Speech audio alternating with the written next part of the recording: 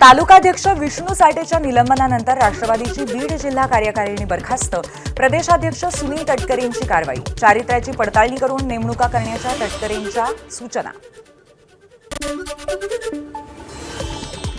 संतोष देशमुख हत्या प्रकरणामध्ये कोणालाही पाठीशी घातलं जाणार नाही, अजित पवारांचं आश्वासन। तर चुकीची माणसं असतील तर बाजूला करावी लागतील, धनंजय मुंडेंबाबत अजित पवारांचं वक्तव्य। धनंजय मुंडे आणि अजित पवारांची परवानगी घेऊन परळीला आजच्या पंतप्रधान नरेंद्र मोदींच्या मार्गदर्शनपर कार्यक्रमासाठी मुंडे उपस्थित नसतील।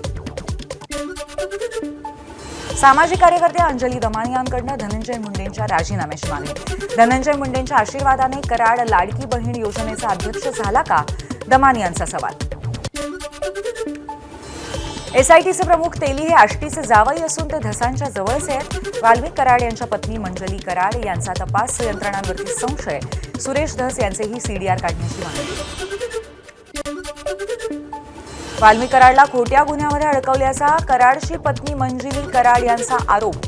या प्रकरणी जातीवाद आणि राजकारण करण्यात येत आहे, असंही वक्तव्य।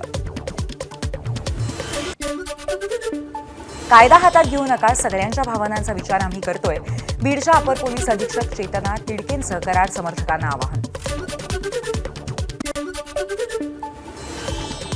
परळीवरती होणाऱ्या आरोपांवरती सामान्य परळीकरांचा आक्रोश, सर्वसामान्य नागरिक त्रस्त, केवळ राजकीय आणि जातीय द्वेषातनं सगळ्या परळीकरांना बदनाम करणं चुकीचं, परळीकरांचं मत।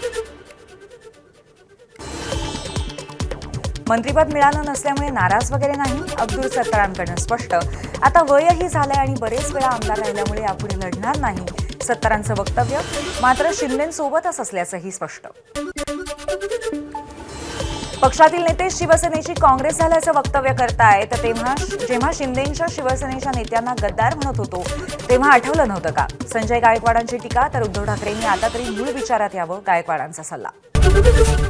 एबीपी माझा, उघडा डोळे बघा नीट।